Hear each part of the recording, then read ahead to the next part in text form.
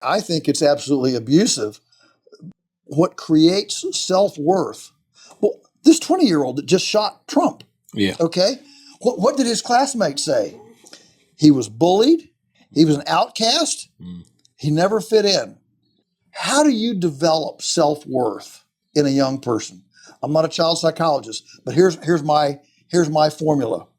I believe self-worth comes from successfully accomplishing meaningful tasks. And all four of those words are important.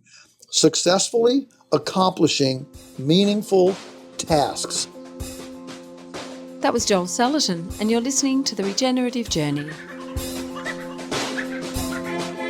G'day, I'm your host Charlie Arnott, an 8th generational Australian regenerative farmer.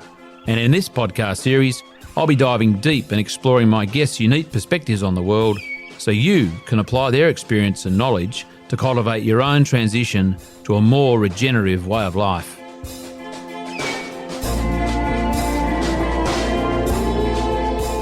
Welcome to The Regenerative Journey with your host, Charlie Arnott.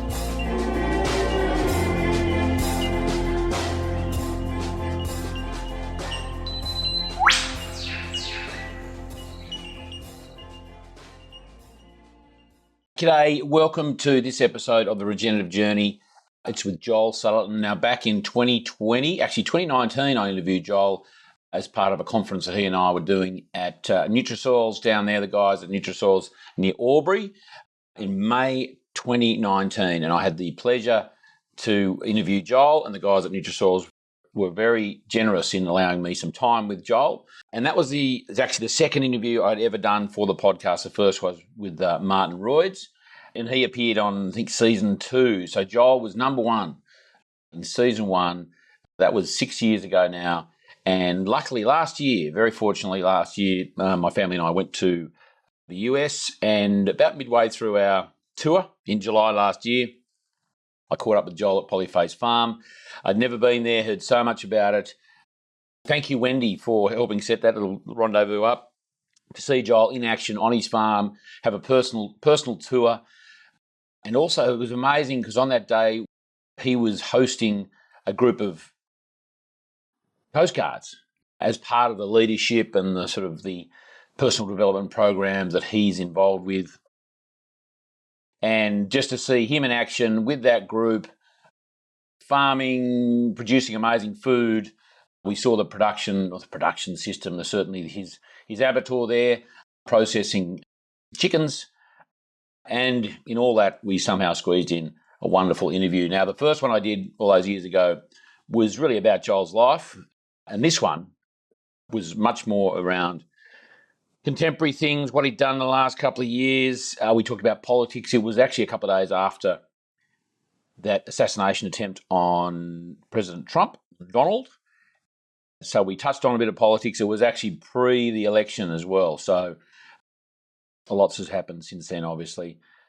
But I'll leave it with you, Joel Salatin. And thank you, Joel. Thank you, Wendy. Thank you for the team there at Polyface for giving me the time to do that again. And it was wonderful to catch up with Joel. What a generous spirit. What a generous man. What a wonderful family and business he has there in Swoop, Virginia. And I trust that you enjoy this interview on the Regenerative Journey with Joel Salatin. Joel Salatin, welcome to the Regenerative Journey. And welcome to your office. Yeah, we're right here. A place you're no doubt familiar with. Yeah, I am. Do you spend much time in here, or are you usually out? No, I don't spend much time in here. I have my own desk in the house, and so this is for most of the other the team members that are really making things happen. And there's quite a team. It is quite a team. How many have you got? There's about 22 full-time salaries here. So, and not all those are active farming. I mean, that includes bookkeeping and sales and inventory management and things like that. But yeah, it's a pretty significant team. And we're going straight to it, because for those who haven't listened to my previous interview with Joel, how dare you, but I'll let you off. But before we get to Polyface and being here, which is where we are, so if you haven't already worked it out, we are at Polyface. farm here at Swoop, Virginia. Swoop. Swoop. I've been called Swoop. Well, it looks like Swoop. It's SWOOPE. Well, it's got the E. So that makes it a swope. Yeah, the E makes, I guess. I don't know. But we better call it swope. It's swope. It's like chooks and chickens. Yeah. And so we met 5 years ago. I remember it was May, and you were out in Australia doing something with regionality with Rose Wright. Yes, that's right. Yeah. Mm-hmm. Up at, where was it? Byron Bay. Byron Bay, it wasn't Byron Bay. Yeah, and sort of north of there, and there was the conference there, the 2-day. And then you were on quite the roadshow then, weren't you? I think yes. You went to Albury at the guys down there at Nutrisoil. Nutrisoil, sorry. Nutrisoil, the worm. Totally. Yep. Worm place. Yep. Awesome.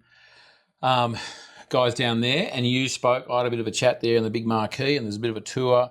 But then some years before, I'd met you very briefly at Taranaki Farm.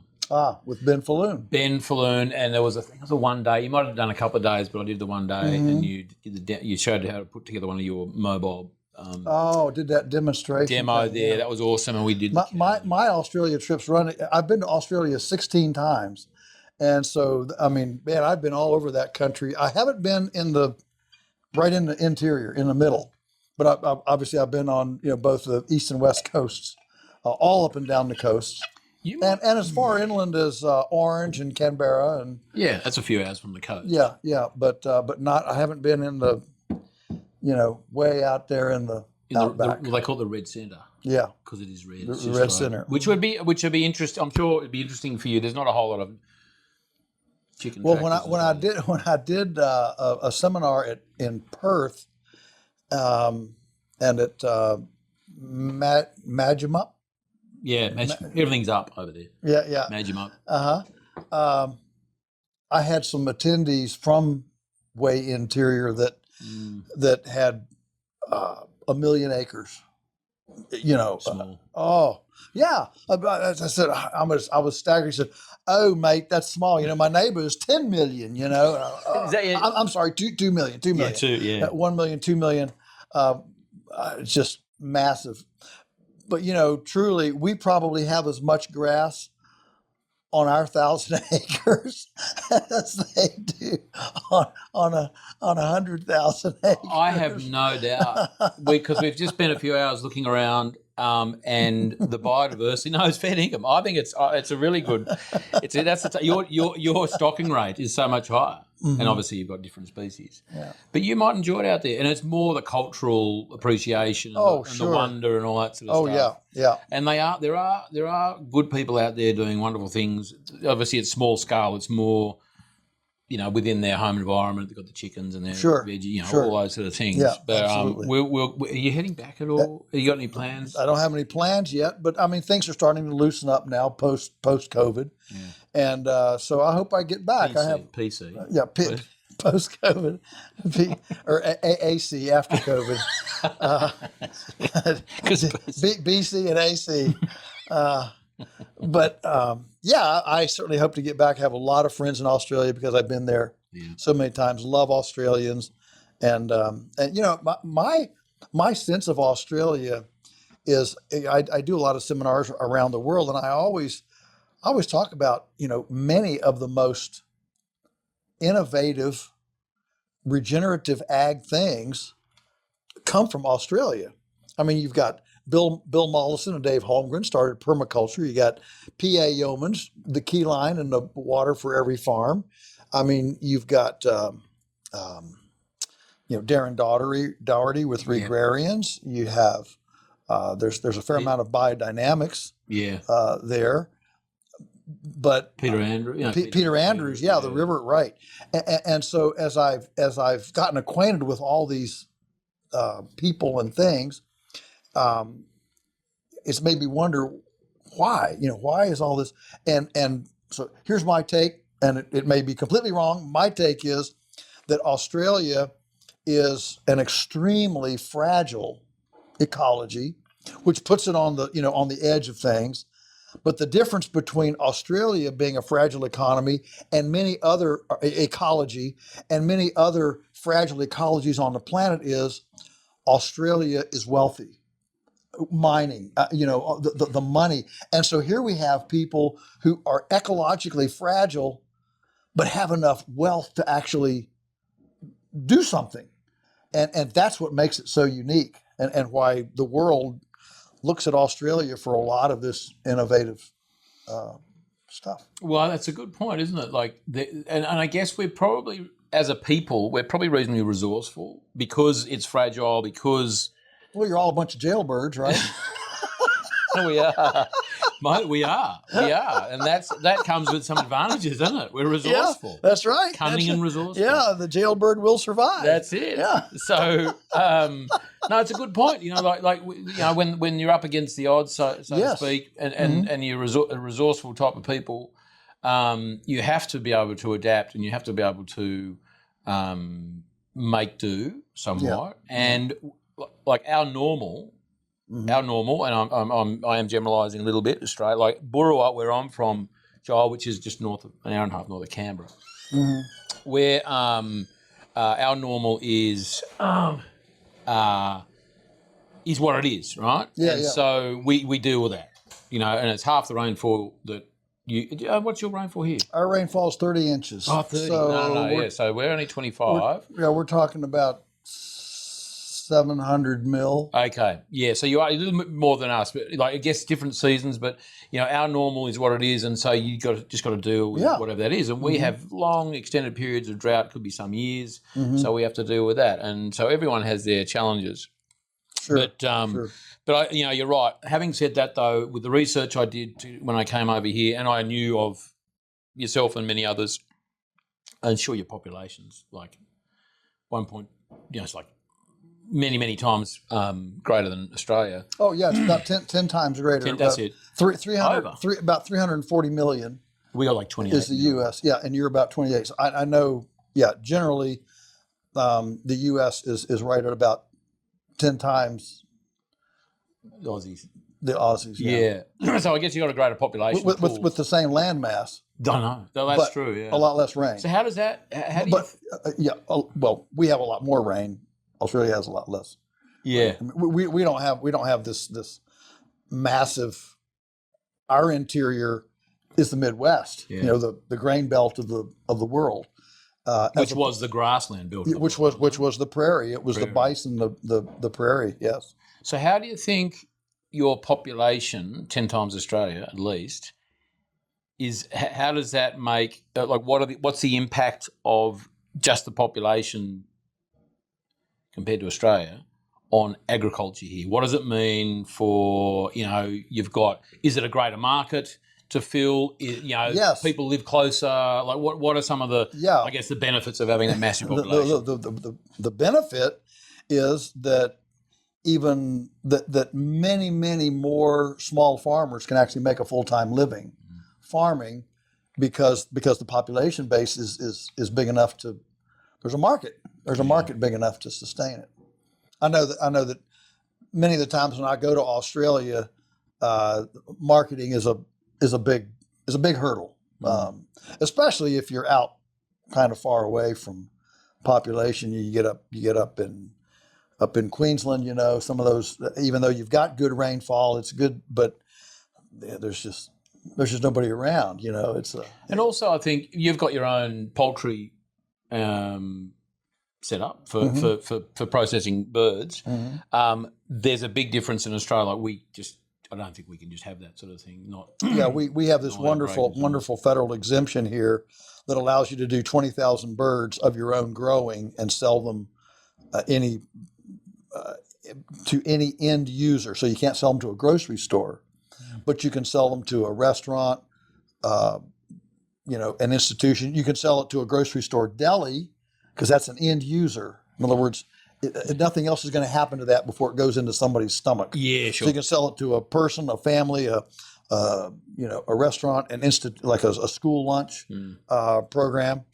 So as long as someone doesn't buy it from you and then turn it into a roast chicken and sell that, you can't do that. Or That's you right. can't sell to them. Yeah, we can't sell to a supermarket an uncooked chicken that somebody's going to buy and take home and do that.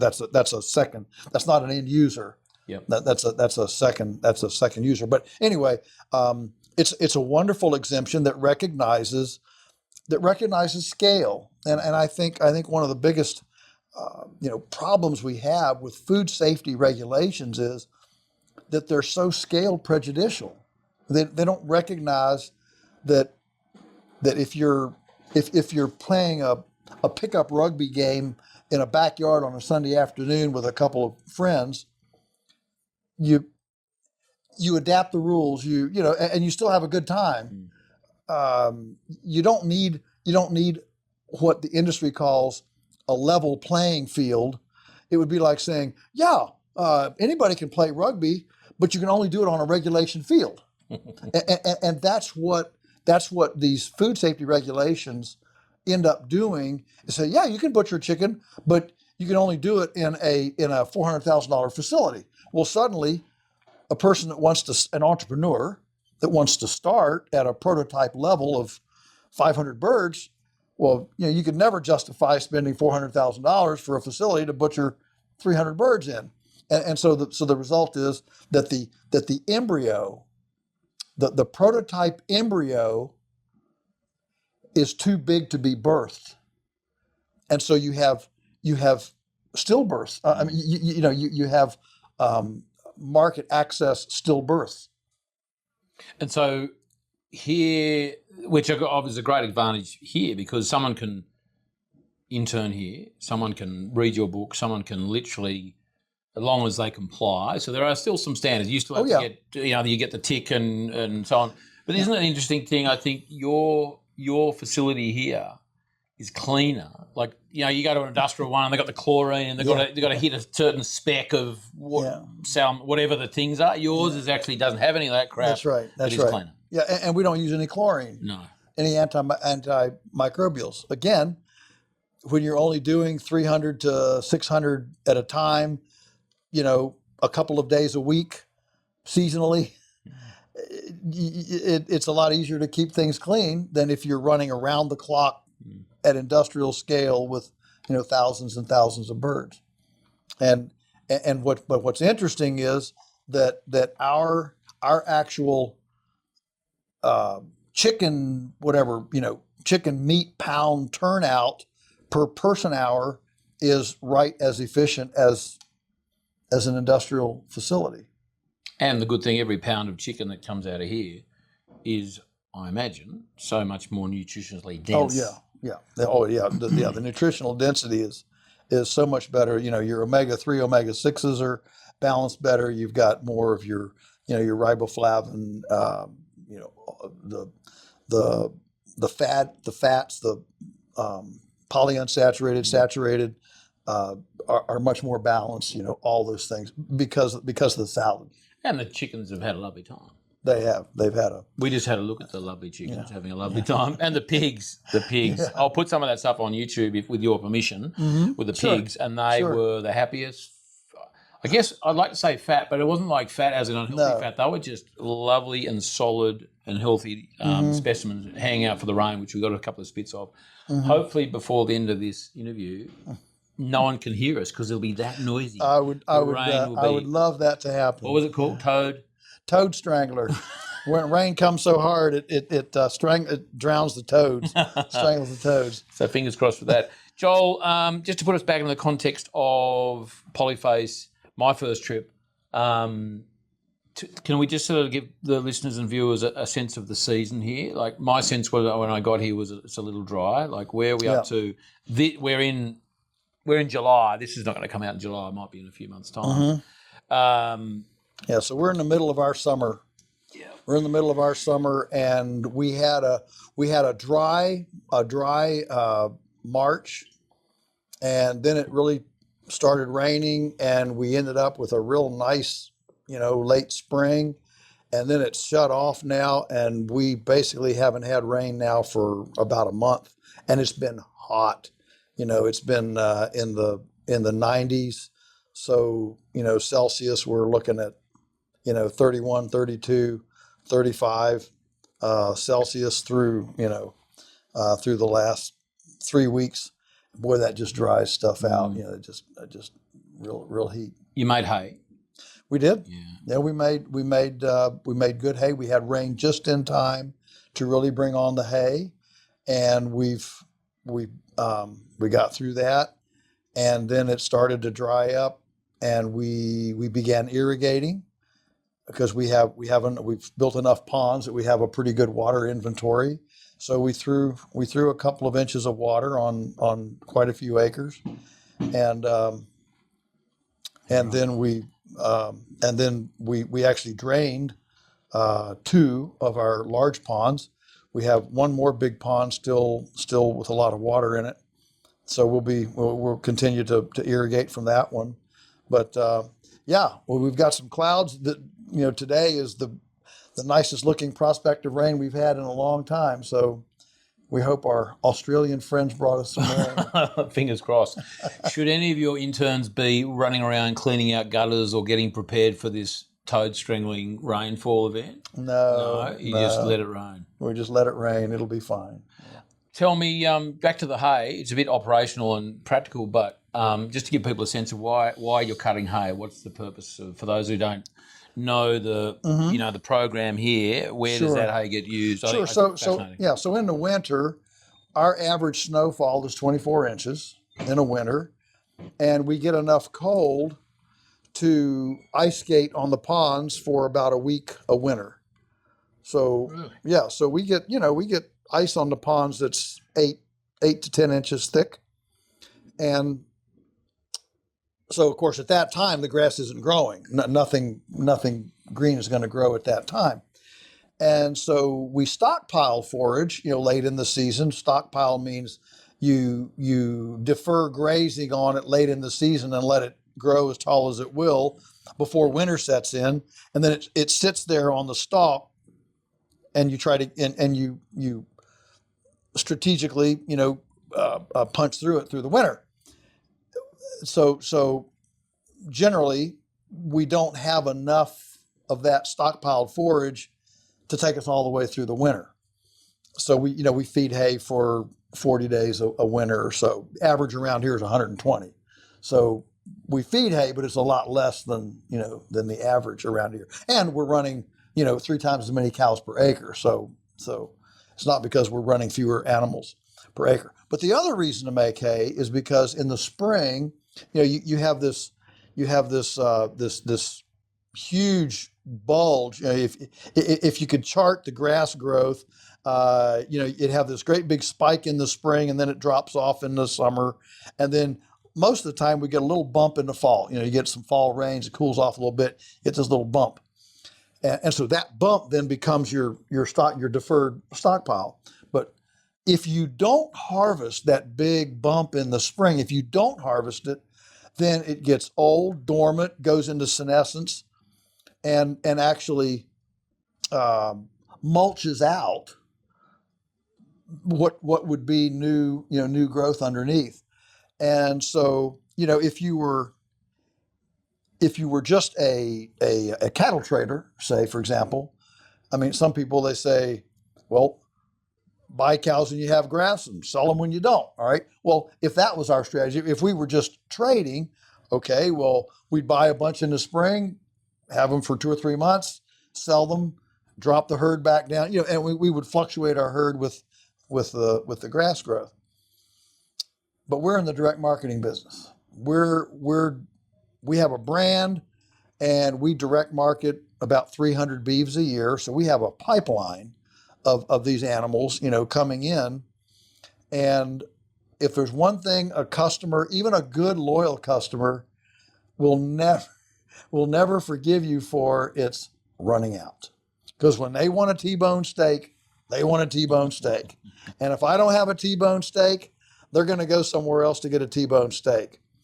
And so one of the reasons to make hay is to freshen up, to harvest that spring bulge and restart the grass growth, so you actually don't have all your grass growing dormant in the summer, and it can actually continue to grow on into the summer, and you actually end up growing way more grass than you than you otherwise would.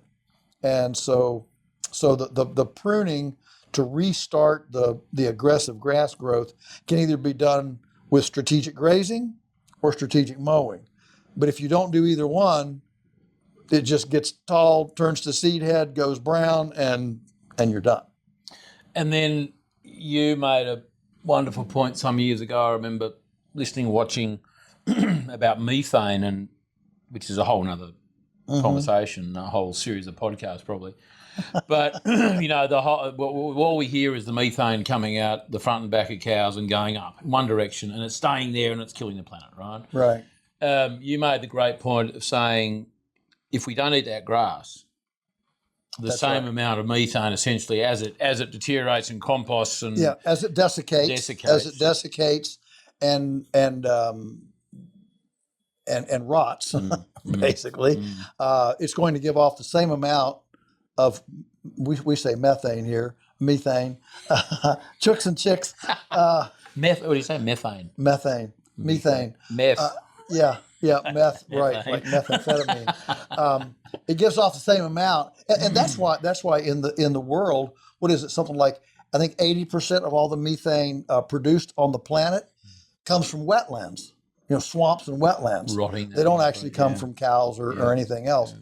But the other thing I think is important to understand about the methane, I got you now. Yeah, you got me now. Is that a healthy pasture grows a tremendous amount of methanotrophic bacteria. And methanotrophic bacteria does not grow under overgrazed pasture, under concrete, under dirt, and it requires a healthy sod canopy to grow in that soil. And healthy methanotrophic bacteria in a pasture will suck down and digest. So this is a freestanding bacteria. In other words, it's not like a rhizome on a legume root or anything like that. It's freestanding bacteria that will suck down enough methane to handle the methane created by 1,000 cows per acre. Well, nobody's going to have 1,000 cows per acre. And so nature has a wonderful way of actually I'm not going to say compensating, leveraging, actually synergizing all this methane and getting it to work in the soil by this methanotrophic bacteria. And again, that's the bit we don't hear about. No, you don't hear about that. But let me say very quickly, that is not under corn. It's not under soybeans. It's not under feedlots. It's not under it. And if a pasture is very abused and overgrazed, like so much of it is, that shuts it down as well.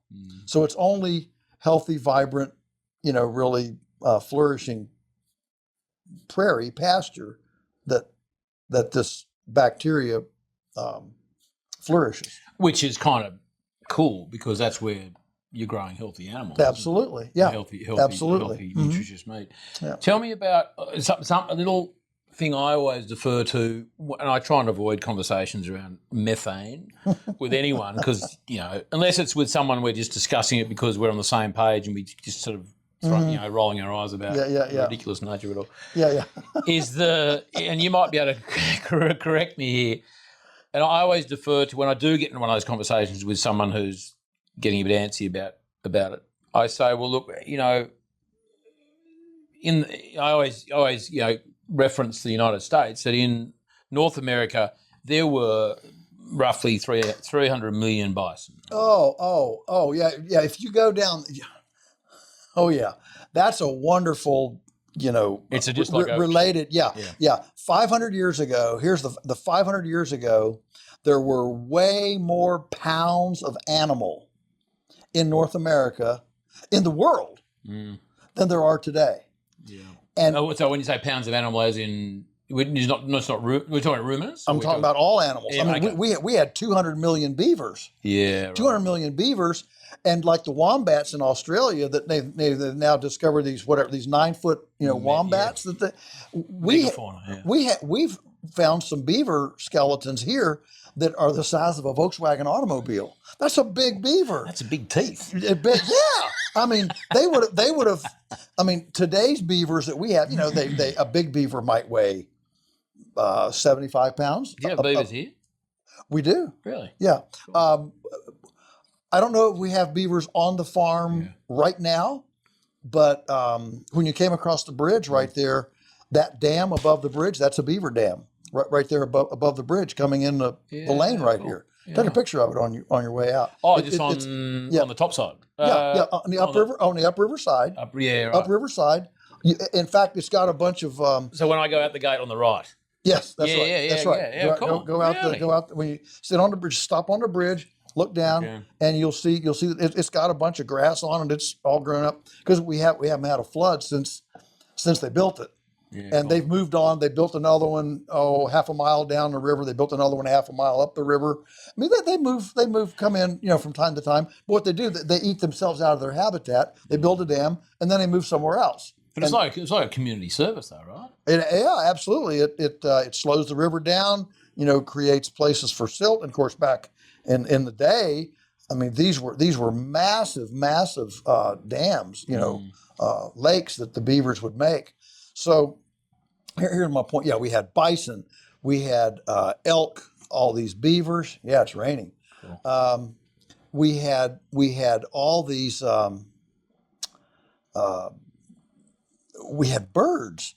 I mean, Audubon, the naturalist Audubon, sat under a tree in 1837. Maybe 1817. Anyway, he recorded in his diary. He said, "I couldn't see the sun for 3 days." Because the flock of birds that flew over blocked out the sun for 3 days.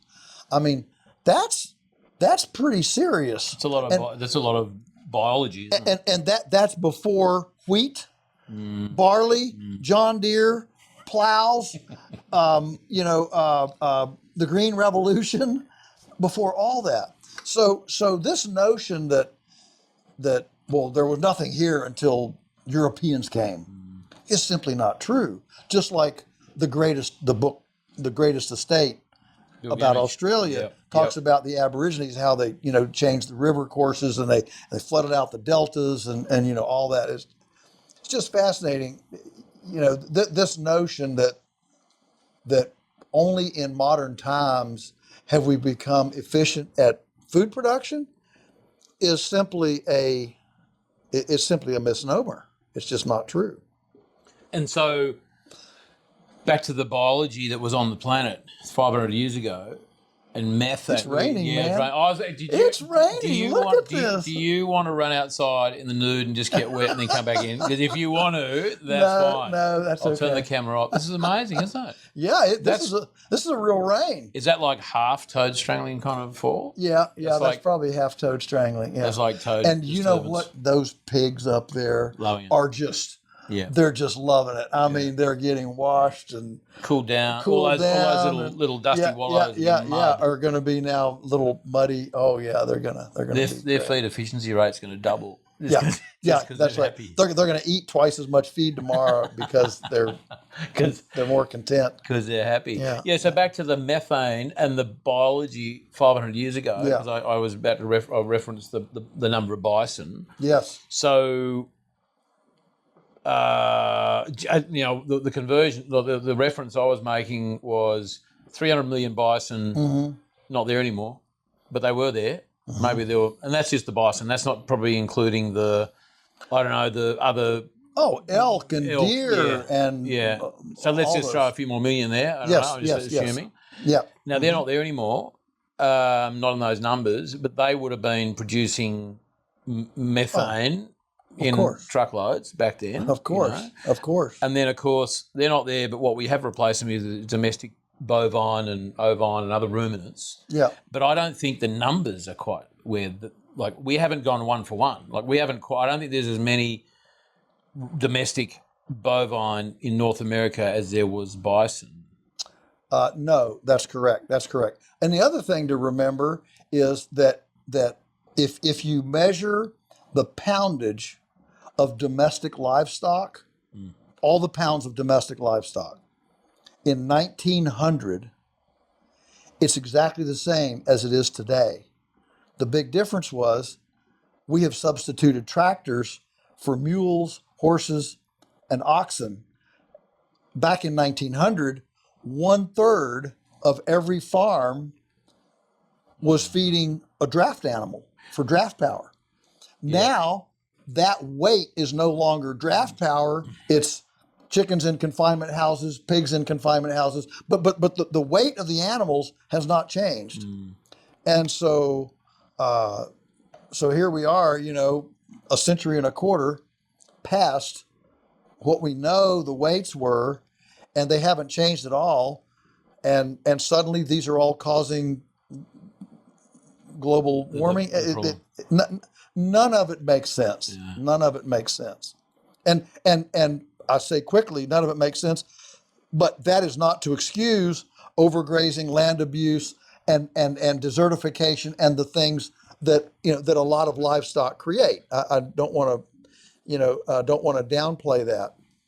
No, and we're not. I mean, I certainly, it's interesting because I've got friends and colleagues who are very much going down technology that is potentially going to remove somehow, well, not somehow, I know how, it's been scientifically proven, whether it's scalable is another thing. Right. Removing methane from the atmosphere, but that's a real thing now. And I think it's got hairs on it because, is that really, that's the twigs.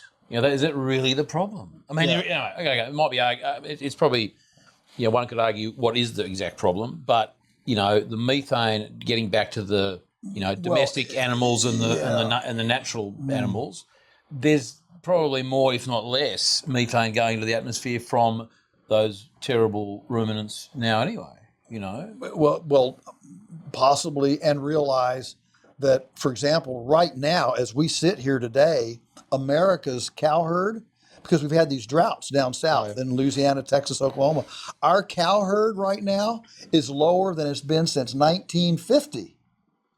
Lower than it's been since 1950. And that's why the price of cattle has just gone through the roof here. It's like double. Oh, I mean, we've never seen anything like it. And of course, it'll crash. Everybody's saving heifers and everybody's building their herds now.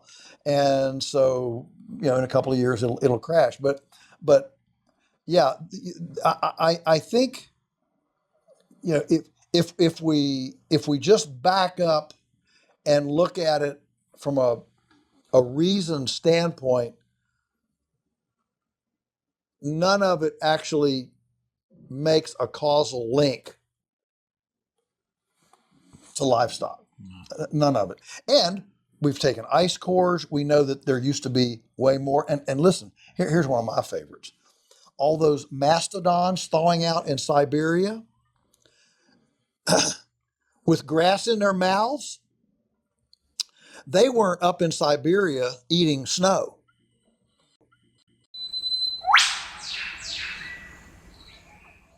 Regenerative Journey is brought to you by Regrarians. They're the creators of the Regrarians Open Consultancy, its ROC programs, a globally respected platform supporting farmers and land managers across the world to regenerate their landscapes and livelihoods. Now, the ROC program is now open for registrations through to October 2025, with in-person and online consultancies planned across Europe. And by the way, I interviewed Darren for episode 37 back in, I think, 2021. And Darren Doherty, the principal there at Regrarians, is an absolute genius at pulling together all the facets of holistic farm management and landscape function into this program. He's an absolute genius. He's a lovely bloke. And I couldn't encourage you more to get onto their website, learn more and register at regrarians.org/ROC-Europe-2025. And don't forget, subscribe and rate and review this episode on your favourite podcast platform. We'd very much appreciate that.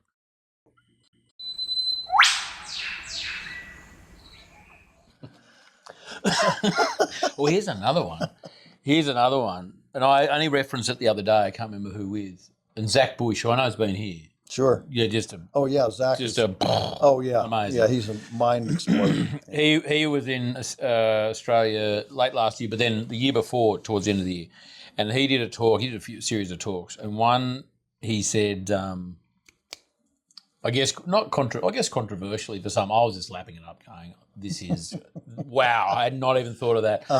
He's talking about. He said, "Thank God someone found that coal and that gas and that oil, because what was that coal and gas and oil?" Before it was coal and gas and oil. It was vegetation. And where was it? It was in the Middle East and Siberia. Right. Your mastodon mates. Right. And so how did it get there? Because it was in a massive abundance of biology. Yes. Right? And then and then it's but what is it? It's carbon. Right. And where was that carbon to have been turned into a plant and then to oil? Well, it was in the atmosphere. So thank God they found that. And they're releasing. We've found a way to release it into the atmosphere where it's now available for sequestration. And for plants, we know that when carbon dioxide increases in the atmosphere, plants grow better. I mean, this is Walter Yenny. I'm sure you legend. He is my he's my guy. Is he a pin-up? Is he a pin-up boy? Yeah. He's a scientist pin-up. But he's hilarious. He's such a lovely way. He is. And of all the people that I've followed and listened to, he's the only one to me that actually makes sense, who actually connects the dots reasonably. And so it's he's very aggressive. He says the whole greenhouse gas thing misses the whole thing. That's only 5% of the radiator of the planet. 95% is condensation, is evapotranspiration condensation, which requires a bacteria to condense a water molecule. Yep. Okay, yep. and so you have to have vegetation exuding bacteria in order to get water to condense and take all that energy out of the atmosphere, that heat out of the atmosphere to condense, and it can't be dust.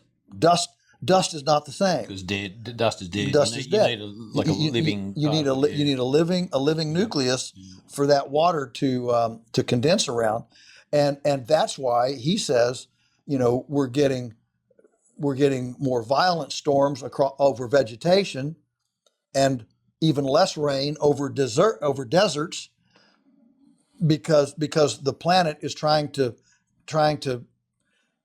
cool itself, and so it's going to move this condensation to where the bacteria are, which is over the tropics and over vegetation. And so his whole deal is we've got to get stuff vegetated. Yeah. We've got to get, and when you look at the work that Darren Doherty, that Jeff Lawton, has done in the Middle East and in Australia, and you look at that kind of work, it's mind-boggling how they green what's a desert through strategic water management and swales and very careful. And what happens is then it even a couple of square miles can affect the moisture. Alejandra, the rancher in Chihuahua, Mexico, he's at a 8-inch a year, I think, rainfall area. I mean, this is high desert, and very, very. But he has a huge tract of land. His ranch is 100,000 acres. It's a big place, and the UN is now sending scientists there to document the fact that he's getting more rain because of his holistic grazing management, a la Alan Savory. He's actually creating more vegetation with mob stocking, herbivorous, solar conversion, lignified carbon sequestration, fertilization. And that's one of your t-shirts here. Yeah, that's right. And so he's getting this vegetation, and it's actually making the dew point change. It's bringing vapor, and he's got a big enough ranch to actually affect the local weather patterns. It's quite astounding. That's such a good point. The amount of money that's been raised to explore methane reducing technologies. And some is seaweed, right? You know, feed cows seaweed and reduces methane by X amount of percent. I think the fascinating thing there is, and from a production point of view, they're finding that it's actually increasing feed conversion or weight gain by 10 to 20%. That's the game changer with that seaweed stuff. Well, that's probably because the cows are getting minerals. Totally, yeah. It's probably because the cows are so lacking in minerals. Good profile. Yeah. And so, I mean, whether that's scalable or not, you know, it's like 30 grams a day or something, and they're having those results. Right. So money's raised for those sort of things. Well, I'm not saying it's a bad thing, but it's interesting when, and other, you know, let's create big machines that extract carbon out of the atmosphere and store it in the wherever they're going to put it, all that sort of crazy stuff. Yeah, the Rube Goldberg stuff. Yeah. I mean, but if that money was put into... Oh, yes. Like greening some of these deserts and the areas, like, because vegetation creates vegetation and more transpiration, and then you get atmospheric conditions. So if we really want to make a difference, and then all the sequestration and look, yes, there's carbon in the form of timber, but that's a good thing. And then you've got some grazing going on in there as well. It's all, I mean, so to you and I and many others, the answer is pretty simple, but it's like, but it's not, for some reason, it's just not sexy or something. I don't know. What is it? Well, I think it's the tragedy of the human condition. You know, we're not lazy humans generally. We're not lazy. Our problem, though, is that we're busy succeeding at the wrong things. You know, Stan Parsons, who developed the Ranching for Profit schools programs, he always said the problem is we become successful at hitting the bullseye of the wrong target. And so the tragedy that we're under is, we're making Alan Nation, the founder of Stockman Grass Farmer, my greatest mentor next to my dad. He said it's like a plane goes down in the Amazon rainforest, you know, but it went down gently and most everybody survives. Okay, well, they look around and we got to get to civilization. You know, we can't be out here in the jungle. So they've got a couple guys there with machetes. You know, and so they got some machetes there. I mean, it is South America. Machetes are everywhere. So you take these and people start hacking through the jungle. Okay, we're going to go. And so they hack along for an hour or so, and there's a prophet in the, you know, some smart guy in the group, a poet or a prophet, you know, and he says, hey, I tell you what, let me shinny up this tree here and see where the nearest village is. So he shinnies up this tree. He looks out, and you know, and they're hacking this way, and he says, wait a minute, the village is over here. And they look up at him, you know, and say, shut up, you know, look at all the progress we're making. You know, that's what we've got. And that's, and yeah, for you and I, it's frustrating to see that level of investment going into something where gentle land massage, some strategic just management changes, move the cows every day, a little bit of electric fence, a little bit of water pipe, you know, and you completely change the whole equation. That's gentle. It's doable, and it would stretch those dollars so much farther than where they are. But yeah, I think maybe, you know, it's hubris. We love big technology projects. You know, we found look what we did. And the businesses who are doing that don't have shareholders, apart from the owners. Like, you know, there's not there's profit motivation obviously in farming, but in terms of like a business going, right, we've got a whole lot of shareholders, we've got to satisfy. Where's the next big thing? Forget that it's not actually a big thing, but it potentially could, you know, it's tapping into the guilt of the nation, or the you know, the soft spots, or the trendy things, and the, you know, the woke kind of mentality. Right. It's like, you know, which I guess was probably some of that Impossible Burger sort of stuff. It's like, we're going to save the planet.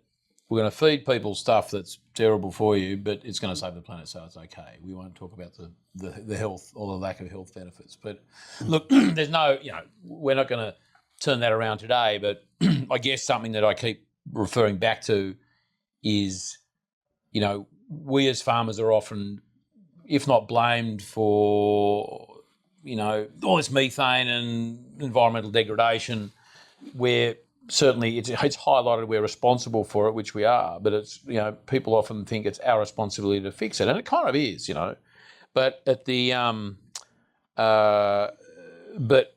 the same time, that's a big responsibility on farmers' shoulders to save the planet. And I keep on saying, don't worry about the planet, worry about your life. Oh, couldn't agree with Between you more. the boundary of your farm. That's right. Like, worry about that. Yeah, the Chinese have a couple of sayings. One is if everybody swept in front of their own house, the whole world would be clean. Another one is, if you keep going the way you're going, you're going to end up where you're headed. But I like Wendell Berry. Wendell Berry, of course, is an American icon, in our movement, a writer. And he makes the point that when you get down to it, there are no global problems. They're only local problems. And you've even localized it more, come to your own farm boundaries. And if you solve those problems, if you build soil, if you hydrate the landscape, if you increase pollinators, call of the warbler, if you develop your own place, then that's your sphere of influence. That's right. And you concentrate there, and it actually increases your influence farther than if all you do is point fingers way out there of things that you can't influence anyway. And so for people who aren't farmers, what you can do is fund farmers who are building soil, and if you don't know who they are, well, turn off the TV and go find them.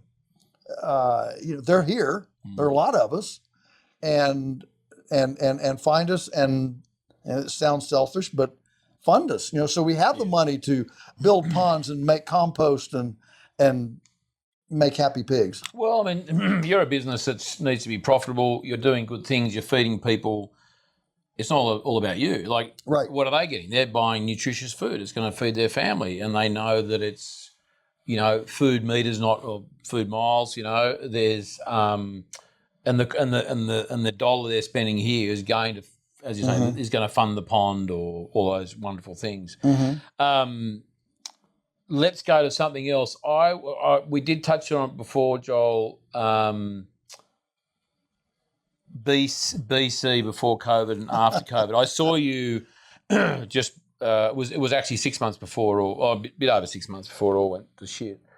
But I was following your adaptation closely because it was really inspiring, and it was like a nice shiny light in a pretty dim kind of a world at that point. Can you tell people how you adapted to that? Because obviously there was you can't go anywhere. You can't, there was restrictions on movement. There was all sorts of restrictions, but you guys, you adapted to that pretty well. I mean, you had to, because you had products you had to sell. Yeah. Well, what I mean, some we adapted, and some adapted to us. So what happened immediately was, at the time, we were servicing 40 or 50 restaurants, and virtually all of them went out of business. Yeah. So suddenly for us, that was $1 million a year in sales just vanished overnight. For a small business like us, that was devastating. And you had chickens in the paddock? You had stuff in the freezer. You had chickens. You had an inventory pipeline going in, assuming those sales. But the saving grace was the supermarket shelves went empty. And suddenly the store, we sold 6 months of inventory in 6 weeks. I mean, this place was crawling in here because this was the only place that had food. Yeah. And I talked to people in here, and they just told me, they said, a week ago, I would have never considered coming to buy something at a farm. Never would have considered it. Here I am, Now, how many of them are staying with us now? I don't know. It's a pretty small percentage, unfortunately, but that saved us. That really saved us. And the other thing we had done about not quite a year in advance, July 4, 2019, we had started shipping nationwide. You know, I was up until then, I was known as almost a cultist on local food. I mean, that's why Michael Pollan wrote Omnivore's Dilemma, because I wouldn't ship him a T-bone steak. He got mad, and then he said, well, I'm going to go visit this iconoclast. And so he came down here and spent a couple of days, and he said, oh, this is worth coming back for a week. And he came back for a week, and then, featured us in the Omnivore's Dilemma, which was, a pretty significant step in our platform. Notoriety. Yeah. So here we were, and shipping went nuts. Our on-farm sales went nuts, and of course, our sales. We service about 35 urban, what we call neighborhood drop points in the cities, and so we were servicing them, and those went very, very well too, because those folks didn't have. They became hubs of pickups and so on. Well, they had already been. It's just business picked up. Yeah, it was more. Yeah. And here at the farm, what we did, we made a big sign here on the farm store. Masks. Your body, your health, your choice. Your choice. Yeah, good. And about 90% of the people who came in loved it. Took pictures and buzzed about it. And hey, look. And about 10%, you could see them come in. They'd get out. They'd look at that. You see the horror on their eyes. They'd jump back in their car like they were in hell. Gone. And, Yep. And zoop, they couldn't get turned down here and get out of here fast enough. Yep. Who are these people? So, that's how we adapted to it. But listen, I smelled a rat early within, 6 weeks, when our state, our governor, and people were doing it all over the country, shutting down farmers markets, but keeping liquor stores and Costco and Walmart open, because they were essential, but farmers markets weren't. And the very audacity of a government agent to say your job is non-essential. I mean, here we are, we're reeling from this thing. People don't know exactly what it is and what's going to happen next. And then to be told, you're non-essential. I mean, what does that do to your emotions? And we know that stress and emotions are linked up to our immune system. I mean, that's part of how we function as an immune system. And so here you are, you're not supposed to touch anybody, so you can't hug in grief. You can't. We were basically shut down from the human experience for that. And as soon as that edict came out, farmers markets are closed, but liquor stores, Sam's Club and Walmart are open. So, and what was it with like the fast foods, like McDonald's? Did they stay open? They stayed open only in the window. The drive-through. Drive-through, yeah. And that was our problem with our restaurants that we serviced, all those restaurants. We didn't service restaurants that had drive-in windows. We were servicing family-style restaurants where you go in and sit down. And so if you didn't have a drive-in window, a drive-up window at that time, you were out of business. And in the U.S., I don't know what all the other countries, but in the U.S., in that year, it literally transferred, I don't know how much, 60%, 70% anyway, the wealth, the equity of the family style, sit down restaurant to fast food. Fast food made out like a bandit. That COVID made a lot of brand new millionaires, and it impoverished a lot of people as well. So it was just such a societal upheaval. But here on the farm, we didn't do anything. We didn't mask. We didn't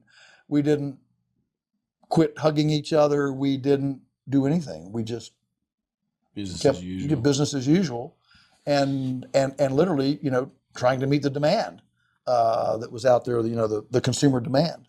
Do you think you mentioned that maybe not many of those people who did turn up for that, 6 months worth of food in 6 weeks, or at least bought it? Mm-hmm. Do you think, and you reckon a small percentage of them sort of stuck with it? any sense of why? Was it just like, oh, shoot, I need food. This is where I can get it. Yeah. No interest in you or the thing. It's just like, I need a chicken. You know what I mean? And then they go back to I think they needed food. They didn't have food. I mean, our cities only have 3 days worth of food. Yeah. 3 days worth of food. So when you have panic like that, and of course, then as soon as panic set in, then people started hoarding. They'd go in and they'd buy 20 pounds of ground beef, whatever, and it wasn't that there wasn't any food. It was just not packaged for retail. It was packaged for institution. Well, the school shut down, the cafeteria shut down. I mean, everything shut down. And so all this institutional food, I mean, half of the food goes to institutions. And of course, and they don't get 1 pound packages of ground beef. They get 50-pound bags of ground beef, or they get, 50-pound bags of oats or Cheerios or whatever. And so the problem was the packaging. The packaging wasn't there for the retail sale. We had the same thing here. We ran out of 1 pound ground beef quick. All we had left were 5 pound. That's our biggest package, a 5 pound package. And so we said, buy a 5 pound package, take a hacksaw, cut it, put it in another bag. You don't have to thaw it. Just take a hacksaw, cut through it. Take a circle saw. Cut through. Do it. Work out how. Yeah. Or you can go thaw it all. Yeah. Cook it all, and then freeze it. Yeah. So we had the same thing here. It's just that our packages weren't as big. Yeah. Our institutional packages, wholesale packages, were not as big as what the industrial food chain had. So, yeah, it was quite an upheaval. I think the worst where it hit us was at these delivery drop points. The emotional, social interactions of customers queued up, to get their stuff. And here's one, maybe a conservative Republican. This is a joke. You're not wearing a mask. Well, then you've got this liberal Democrat, behind her. What? They're just and they're getting into a cat fight in line to get our food to pick up their orders over this, and it traumatized our delivery driver. She was She was so traumatized. She ended up, she wanted to quit. Yeah. She just, I can't, because she was on pins and needles. People were literally, I don't know that anybody actually landed a blow, but it was that close. Well, I guess they might have been a bit stressed and, unusual circumstances, but I would have thought they'd just been happy getting food. Like, you know what? That's not a big deal. Like, we're lucky to get food. Yeah, you'd think so. But you know what, Charlie, think about it, the whole demeanor of that whole time was snitching, telling on people. Yeah. The whole thing was about that. And, if you don't comply and kowtow to our thing. Look at how they demonized people who wouldn't take the jab. That was strictly a vilified. This is a war. The war of the unvaccinated. Yeah, it was a vilification of if you didn't acquiesce to the narrative. It wasn't just, okay, well, that's your perspective. Fine, we'll just agree to disagree. No, it was. You're going to kill me. Yeah. Teresa and I talked about, because we didn't take the jab. We didn't believe in it at all. And we talked about how different this was than just disagreements or different perceptions. Because here are people running around. They actually think that you and I, because we didn't take the jab, we're murderers. They're calling us murderers. Irresponsible, yeah. Yeah, and that puts a whole different light on it. You can't say, oh, well, sorry, let's just agree to disagree. That doesn't give you that wiggle room, No. And so we hunkered down here. Of course, I had five international, speaking engagements, conferences. All of them were canceled. Yeah. And so I was here, and it was. Was that a? I mean, you couldn't go anywhere, so you had to do it. But I mean, that was probably. Was it a nice little reprieve from? It was. Yeah, there were a lot of positives to it, and then a year later, Putin invades Ukraine. And then we have that whole thing. That's all over again. We have that whole thing to, to deal with. And you, lovely Americans, I think just the other day, just signed up for over 10 years, another $1 trillion. Something. How much are you sending over there? Yeah, it's just unspeakable. It's just crazy. Yeah, I don't. Can I ask you about I'm glad. I'm glad I'm not having to be up there making decisions. I can sit here and disagree with decisions. And I'm willing to admit there are things that I don't know. I'm certainly willing to admit that. So I don't get too bent out of shape. I'm far more concerned about our runaway debt. I mean, our debt is so high that within a month or two now, the interest on the American national debt will eclipse our entire defense budget, which is big. It's very, very big. Yeah. And so it's a real issue. I wonder who actually is all that money owed to, because I only heard was it yesterday or something about China. And their banks are going, how much money they owe. So I'm not actually sure who we all owe money to. I'm conscious of the time too, because it's just after 6. Mm-hmm. I did have a question for you.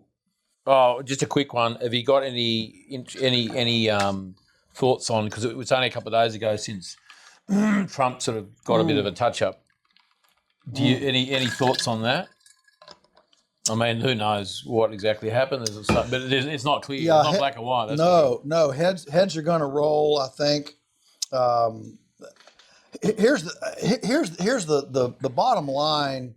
I think where we are right now is because of COVID,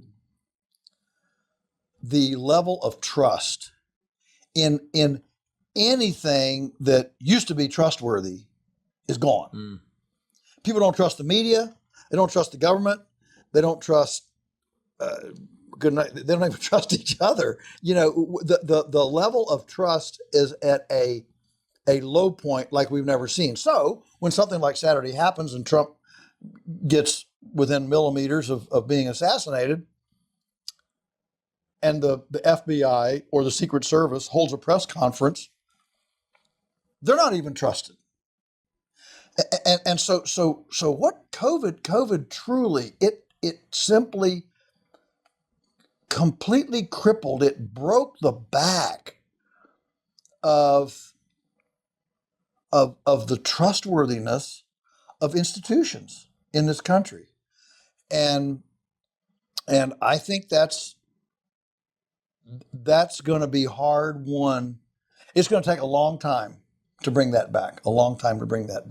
So, there are already, theories running around that it was an inside job. The guy was on the roof for 30 minutes and people were saying, there's a guy with a gun, and the police helped him to get up there and all this stuff. And the fact is, I'm sitting here post-COVID and I don't believe anything an official says. I mean, right now in this country, we're getting almost every day reports of bird flu. Bird flu is hot in the news right now. And it's just everywhere. And the CDC, the Centers for Disease Control, says, all these birds had bird flu in Texas. Then it got into this dairy herd, and a worker got pink eye from it, and 24 cats drank milk, and the 24 cats died. And that's terrible. I mean, that's worse than a child dying, is a cat dying. And so I'm reading these reports, and I have to admit, my first reaction is, why should I believe the CDC? Yeah. CDC told us this, that. I mean, the British guy that says we're going to lose 10 million people. I mean, now we know his all of his figures, all of his assumptions were completely false, fraudulent even. And so what do you do with all this? So I believe the world, if we say the world, is like a wasp nest on the back porch. Ever had a wasp nest on the back porch? You know, the size of a softball. And you go in and out of the back porch every day, and you look up there, and there's those bees, and they're just hanging out. You know, they're just sitting there. You wonder, you know, what do they do all the time? They just sit there, and you know, occasionally you see one, you know, fly off and come back, but mainly they just look like they're chilling out. And one day, you know, you and your beloved, you decide, let's clean off the back porch today. That's today's project. So you're out there, you know, and you're cleaning up, and you happen to bump the rafter with the broom handle accidentally.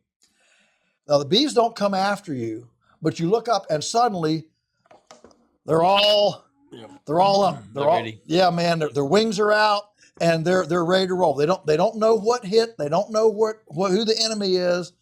They don't know where they're going, but they're ready. And I feel like that's the way the world is right now. The world is just like that bumped beehive.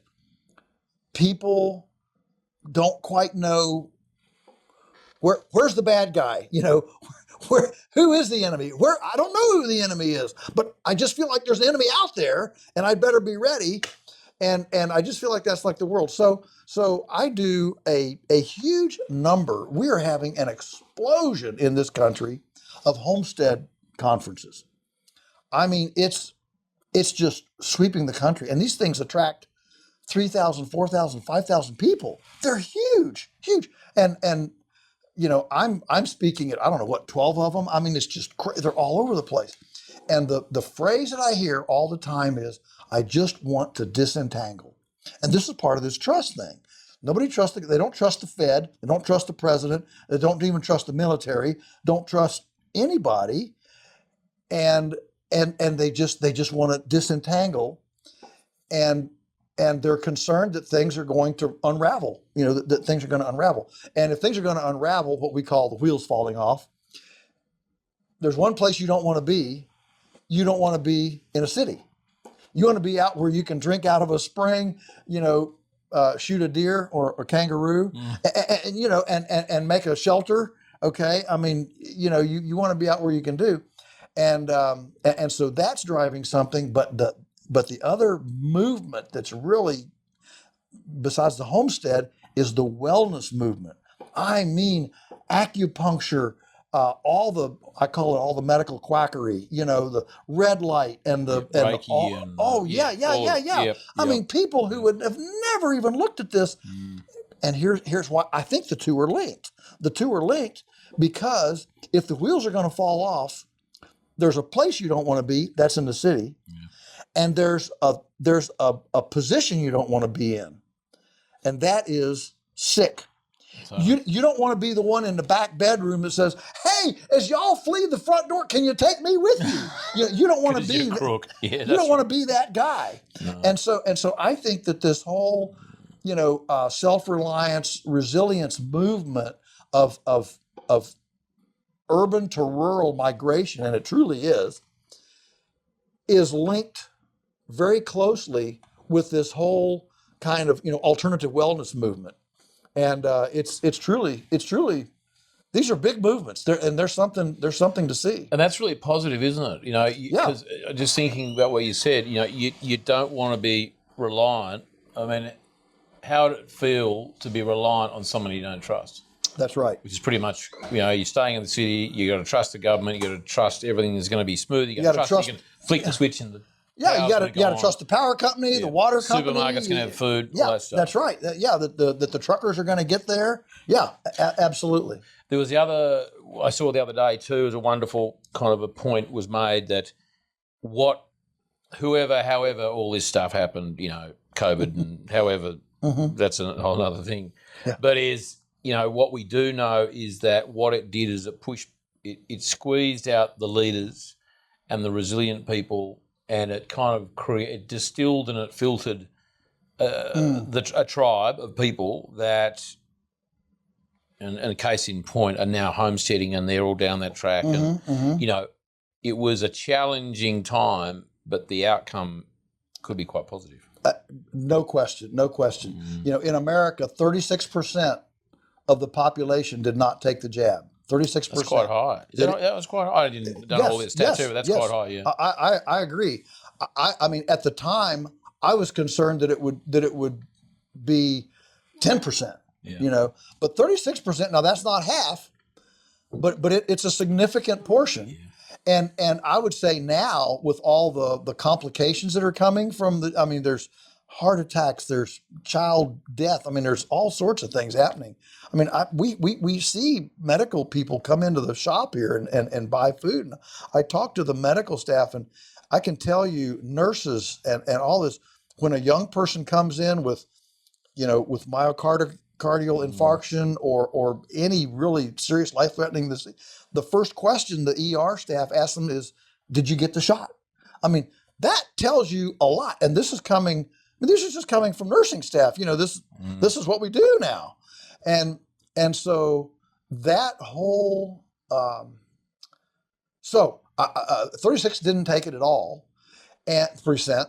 And I would say that probably maybe half, maybe not quite half, but probably close to half of the people who did take the jab now wish they hadn't. Well, now you're 36 plus about 20. Now you're over half the population that believes they got hornswoggled. Totally. And that's very positive. It's very positive because it means people are ripe for alternative currencies.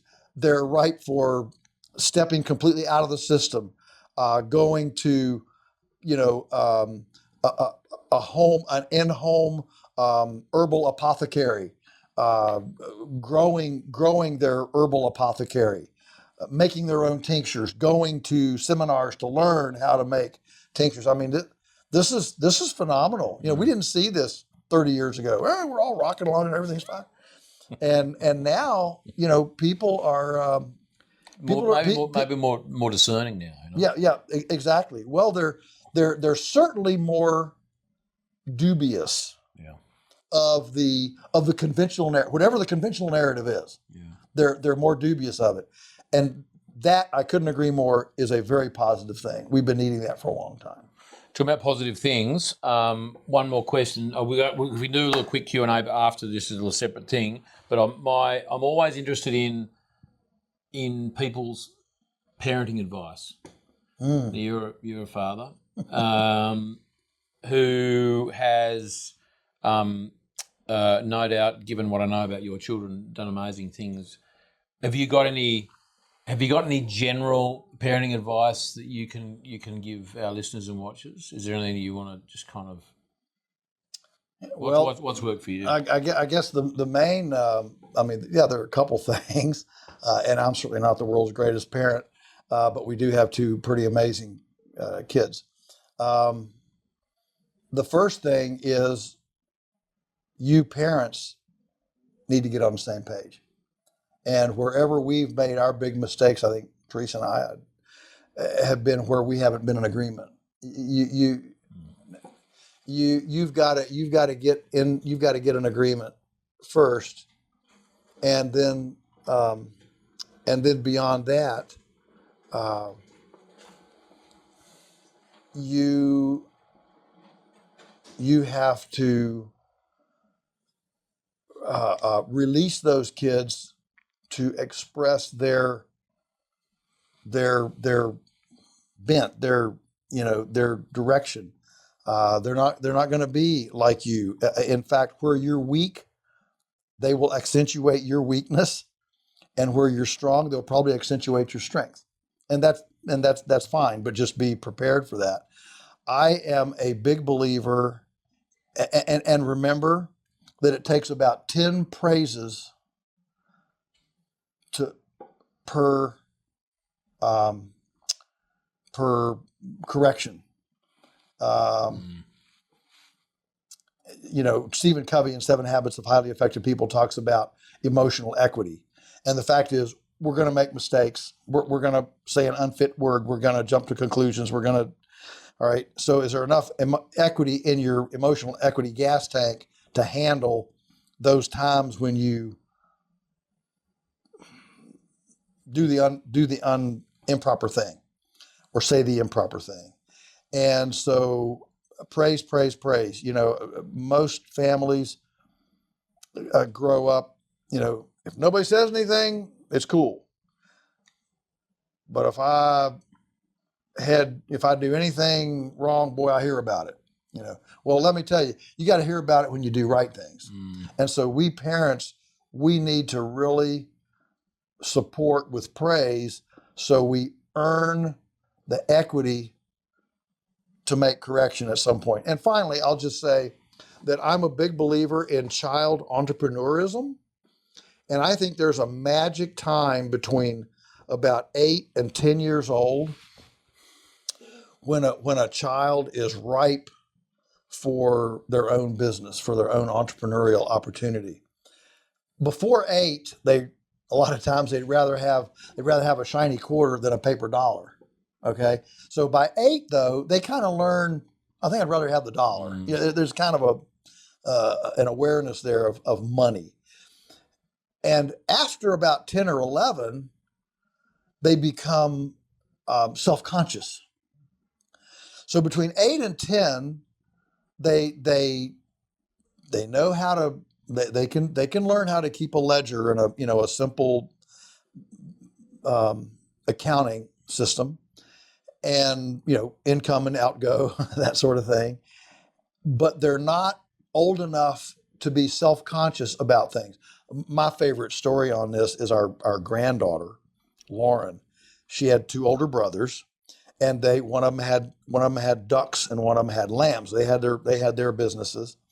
Well, here she comes along and she doesn't have one yet. She was younger, and she doesn't have one yet. And unbeknownst, we had a chicken pickup day here, so she knew there were going to be customers in the store.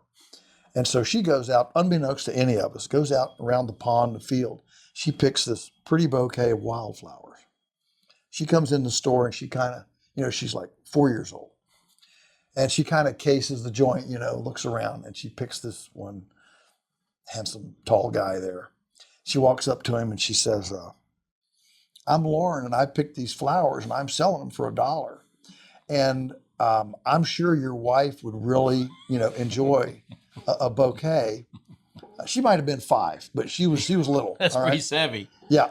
And she says, but here was the funny, and we all suddenly, we're all watching this, because she did this completely on her own. No prompting. No prompting. Yeah. But what was amazing, before the guy could even answer, she had plan B ready. She said, if you don't have a wife, I'm sure you know a lady who would love to have a bouquet. She was ready with plan B.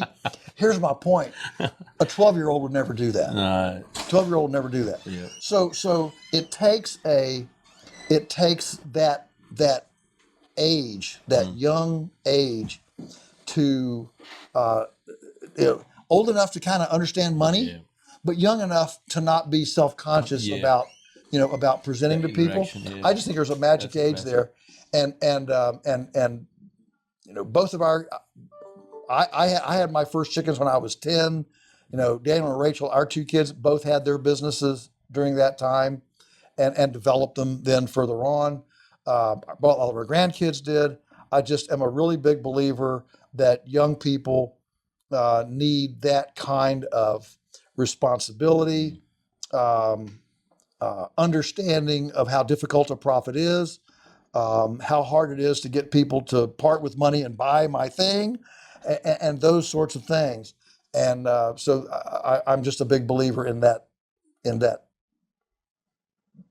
period of time to try to cultivate some sort of entrepreneurial opportunity for your kids. Well, it certainly, gives them the opportunity to make mistakes. Yes. And hone their skills, and, experience the world, interaction, finance, yes, productivity, resourcefulness, all those things. Exactly. That's a great 8 to 10. Lordy, who you met today, he's 6.5. Actually, 6.5. So Better start keeping an eye on him. Yeah. Well, Classic. I think we've done children a really big disservice. I mean, you ask parenting about, listen, I mean, I'm so glad that we were there before TikTok, before Facebook, before all this stuff. This stuff is awful. It's awful. And so I think we've done a lot of disservice to our children today, to our children, and I'm going on up into the teen years, of not allowing or not encouraging, certainly not encouraging, and a lot of times criminalizing their participation in the adult world. It used to be all the paper boys were kids, apple pickers were kids, shelf stockers in the store were kids. I mean, 14, 15 years old. But we have gradually, at least in our, sophisticated Western cultures, we have gradually marginalized, then demonized, and then criminalized that. And I think it's absolutely abusive. What creates self-worth? Well, this 20-year-old that just shot Trump. Yeah. Okay. What did his classmates say? He was bullied. He was an outcast. He never fit in. How do you develop self-worth in a young person? I'm not a child psychologist, but here's my formula. I believe self-worth comes from successfully accomplishing meaningful tasks. And all four of those words are important. Successfully accomplishing meaningful tasks. In other words, patting Johnny and Susie on the head and saying, you're a good little boy and a good little girl, they're smart enough to ask, well, good for what? Yeah. What did I do? And we've banished these kids to social media and video games without actually chores, without gathering eggs, canning green beans, cutting corn, whatever, raising pigs, toting firewood.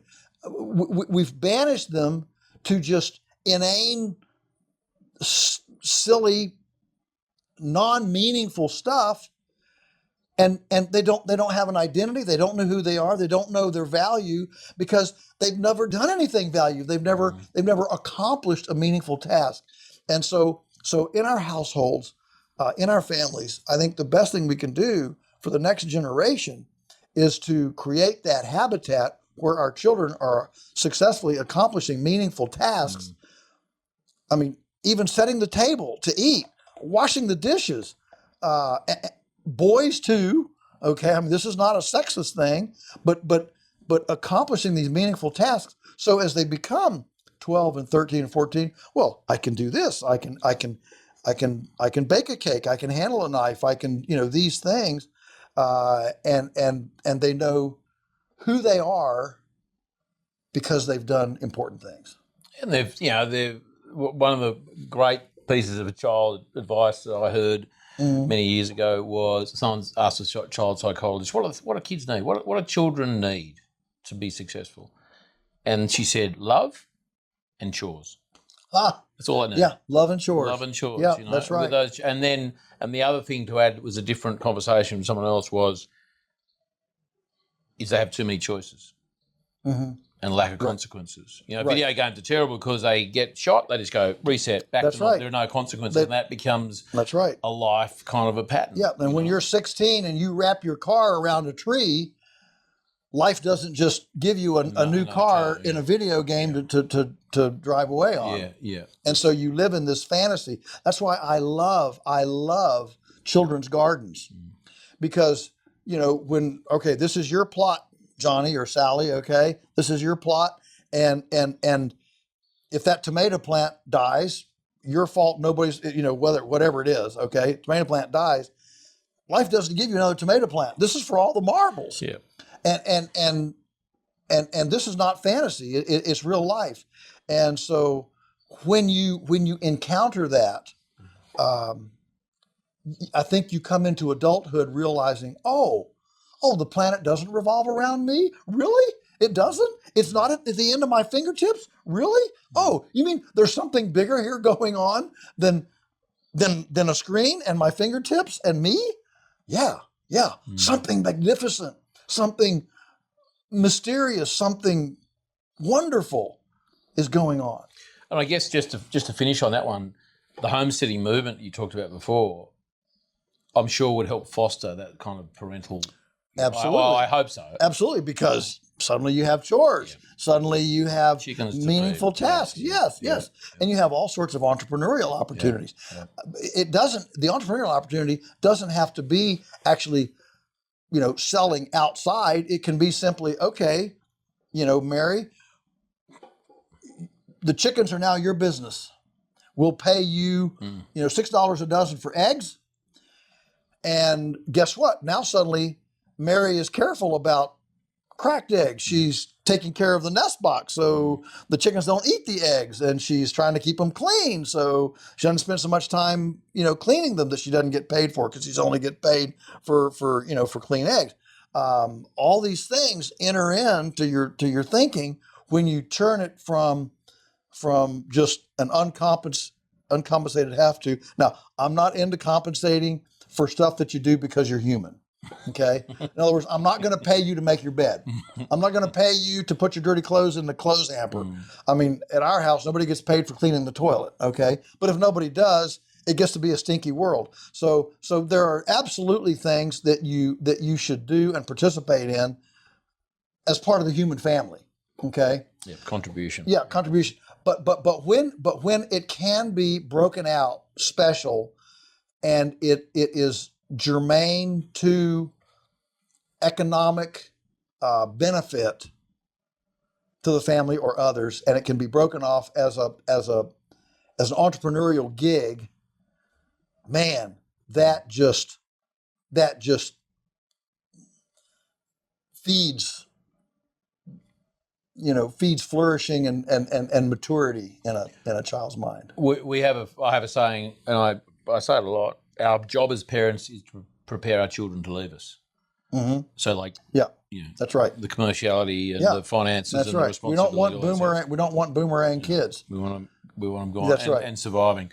Yeah. Joel, I have two things for you. A packet of Tim Tams. Oh man, look at this. Tim Tam. Have you had Tim Tams before? I think I've had them in Australia. You would have had them in Australia. So my grandfather invented them.